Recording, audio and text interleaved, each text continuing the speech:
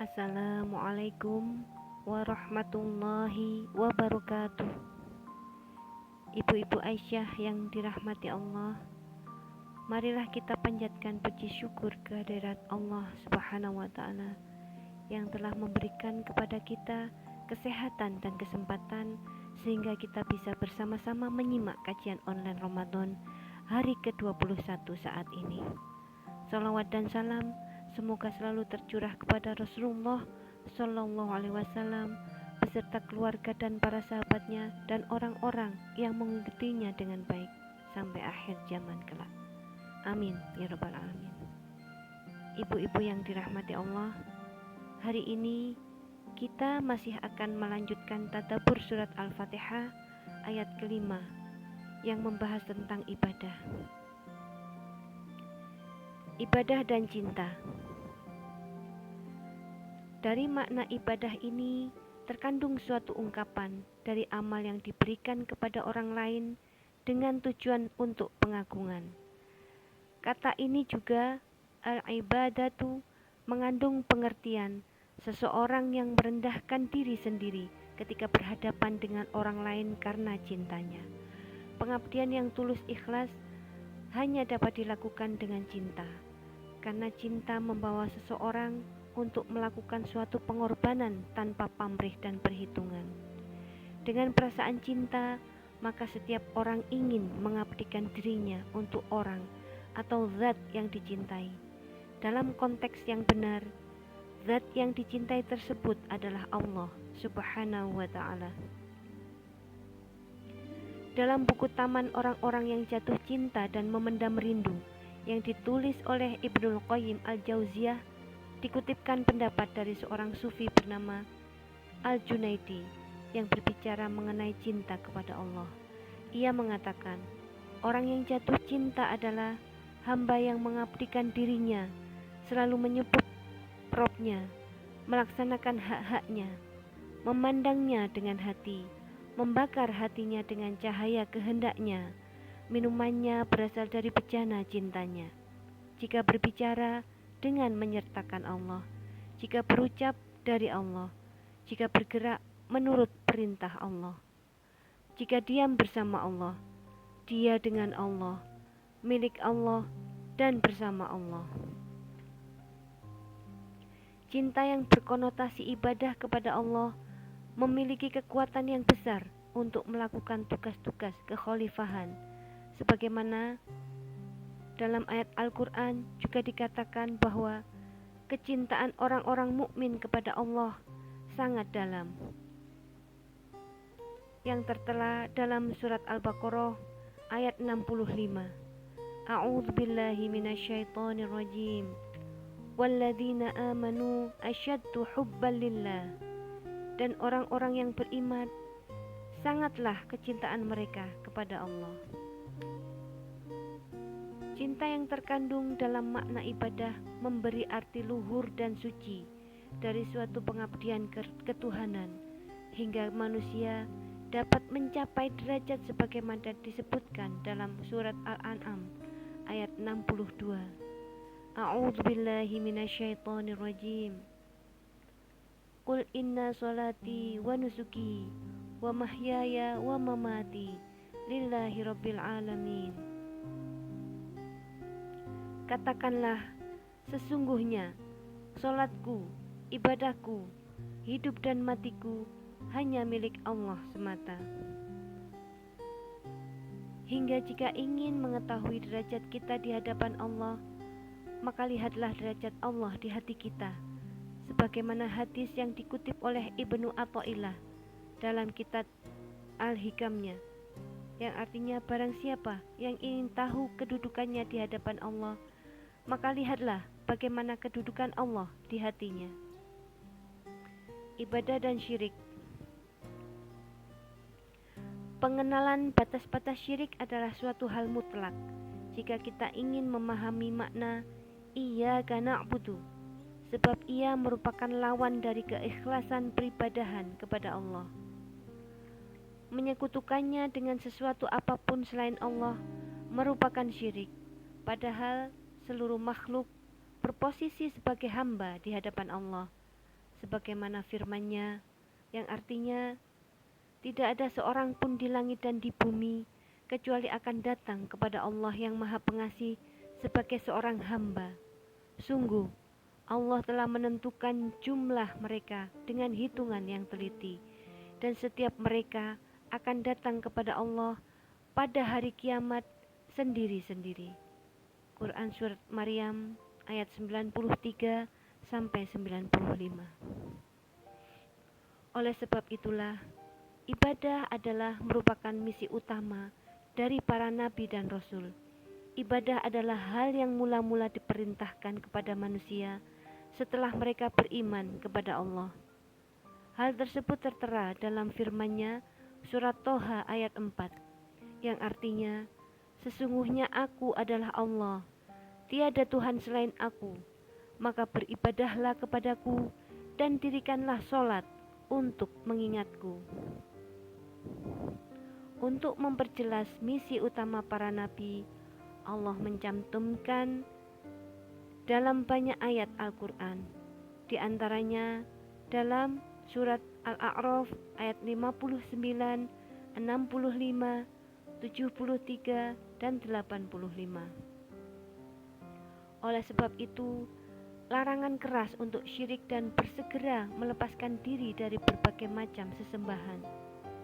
Kecintaan dan ketaatan kepada Allah sangat banyak kita jumpai dalam ayat Al-Quran, antara lain pada surat Ibrahim ayat 35. Bahkan juga terdapat larangan untuk menyembah selain Allah, walaupun hanya untuk mendekatkan diri saja kepada Allah, sebagaimana firman-Nya dalam surat Az-Zumar ayat 3, yang artinya adalah, ingatlah, hanya kepunyaan Allah lah agama yang bersih dari syirik. Dan orang-orang yang mengambil pelindung selain Allah berkata, kami tidak menyembah mereka, melainkan supaya mereka mendekatkan kami kepada Allah dengan sedekat-dekatnya. Sesungguhnya Allah akan memutuskan di antara mereka tentang apa yang mereka berselisih padanya. Sesungguhnya Allah tidak memberi petunjuk orang-orang yang pendusta dan sangat ingkar. Surat Az-Zumar ayat 3. Selain itu, terdapat juga larangan untuk menyembah Allah ketika sedang butuh saja, sebagaimana tersebut dalam Al-Quran surat Al-Hajj ayat 11, yang artinya, dan di antara manusia ada yang menyembah Allah dengan berada di tepi, maka jika ia memperoleh kebaikan, tetaplah ia dalam keadaan itu. Dan jika ia ditimpa oleh suatu bencana, berbaliklah ia ke belakang. Rugilah ia di dunia, dan di akhirat yang demikian itu adalah kerugian yang nyata. Oleh sebab itu, Ibnu Athaillah di dalam kitab Al-Hikmahnya menulis, seperti halnya Allah tidak suka terhadap amal orang yang musyrik, demikian pula ia tidak menyukai hati yang bersekutu. Amal yang bersekutu, ia tidak akan menerimanya, dan hati yang bersekutu, Allah tidak akan menerimanya. Menurut Syekh Muhammad bin Abdul Wahab, yang dikutip oleh Muhammad Said Al-Qotton dalam bukunya Loyalitas dan Anti-Loyalitas, ada beberapa macam syirik yang dapat menimpa siapa saja, baik muslim maupun non-muslim, yaitu sebagai berikut. Pertama, syirik ad-du'a, yaitu syirik doa, sebagaimana tercantum dalam surat Al-Ankabut ayat 65, yang artinya, maka apabila mereka naik kapal, mereka berdoa kepada Allah dengan memurnikan ketaatan kepadanya, maka tatkala Allah menyelamatkan mereka sampai ke darat, tiba-tiba mereka kembali mempersekutukan Allah. Yang kedua adalah syirik an-niyah wal qasd wal hadaf, yaitu syirik niat, kehendak, dan tujuan. Tercantum dalam surat Hud ayat 15-16, yang artinya, barang siapa yang menghendaki kehidupan dunia dan perhiasannya, niscaya kami berikan kepada mereka balasan pekerjaan mereka di dunia dengan sempurna. Dan mereka di dunia itu tidak akan dirugikan. Itulah orang-orang yang tidak memperoleh di akhirat kecuali neraka. Dan lenyaplah di akhirat itu apa yang telah mereka usahakan di dunia, dan sia-sialah apa yang telah mereka kerjakan. Yang ketiga adalah syirik at-ta'ah atau syirik ketaatan, sebagaimana tercantum dalam surat At-Taubah ayat 31, yang artinya mereka menjadikan orang-orang alimnya dan rohib-rohib mereka sebagai Tuhan selain Allah, dan juga mereka mempertuhankan Al-Masih putra Maryam, padahal mereka hanya disuruh menyembah Tuhan yang Maha Esa. Tidak ada Tuhan yang berhak disembah selain Dia, Maha Suci Allah, dari apa yang mereka persekutukan. Surat At-Taubah ayat 31. Dalam suatu hadis disebutkan, ketika mendengar ayat di atas, Adi bin Hatim berkata, sesungguhnya mereka tidak menyembah orang alim dan rahib-rahib itu.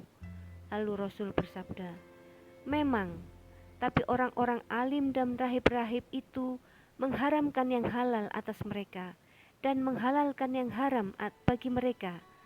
Lalu mereka mengikutinya. Itulah penyembahan ibadah mereka kepada orang alim dan rahib-rahib itu. Keempat, syirik al-mahabbah, yaitu syirik cinta, sebagaimana dalam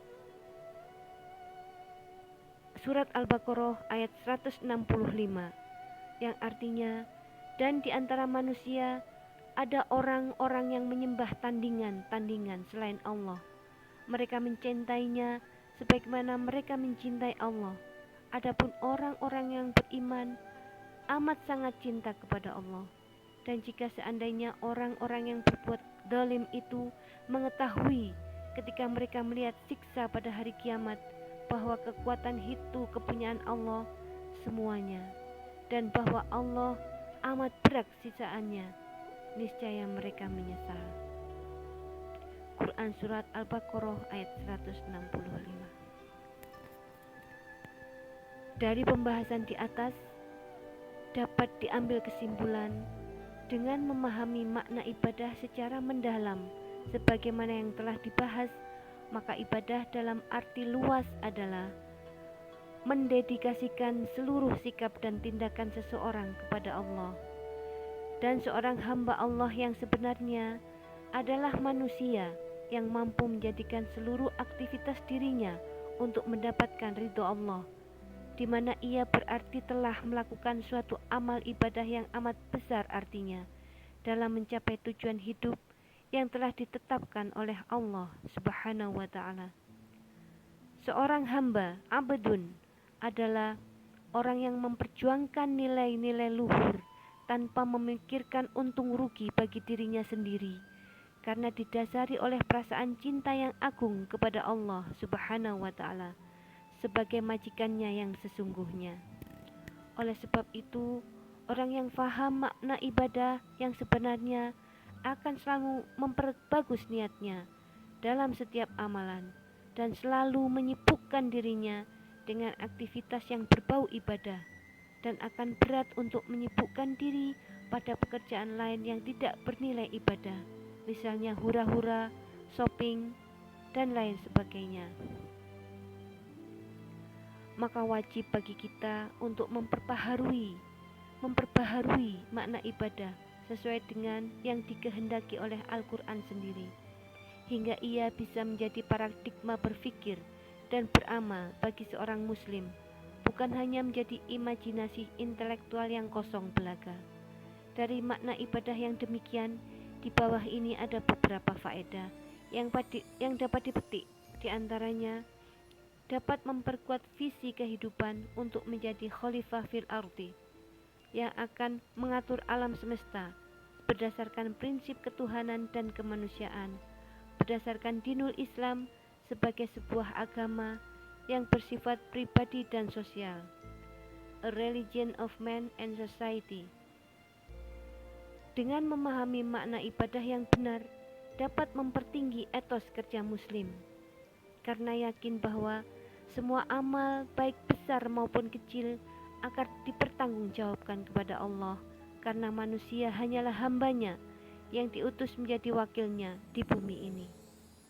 Dengan memahami makna ibadah yang bersifat progresif dan transformatif, maka setiap muslim seharusnya menjadi pelopor perubahan sosial dan berusaha mewujudkan konsep tauhid ke dalam realitas empirik dan ikut terlibat melakukan revolusi sosial sebagaimana pendahulu-pendahulu mereka pada awal kedatangan Islam. Dengan memahami konsep ibadah yang benar dapat menjadi standar kemajuan ruhani yang diinginkan sebagai seorang hamba Allah yang seharusnya mencerminkan sikap-sikap ketuhanan dalam diri mereka. Makna ibadah yang demikianlah yang akan mampu memberi kekuatan spiritual yang memiliki daya dobrak teologis dan psikologis untuk membangun peradaban baru di bawah naungan Al-Quran. Jika makna ini hilang dan pudar, maka fungsi agama akan menjadi kerdil dan kehilangan pengaruh untuk merubah kesadaran kolektif. Akhir dari pembahasan ayat Iyyaka na'budu, marilah kita renungkan doa dari Sayyidina Ali karramallahu wajhah sebagai berikut. Cukuplah bagiku kebanggaan menjadi seorang hamba bagimu, dan cukuplah bagiku kemuliaan ketika engkau menjadi Rob, yaitu Tuhan pemelihara bagiku. Ya Allah, sesungguhnya aku telah mendapatimu sebagai ilah, yaitu Tuhan yang dicintai, sebagaimana yang aku kehendaki. Maka jadikanlah aku hamba sebagaimana yang engkau kehendaki. Demikianlah pembahasan tentang makna ibadah dari Tadabbur Surat Al-Fatihah. Wassalamualaikum warahmatullahi wabarakatuh.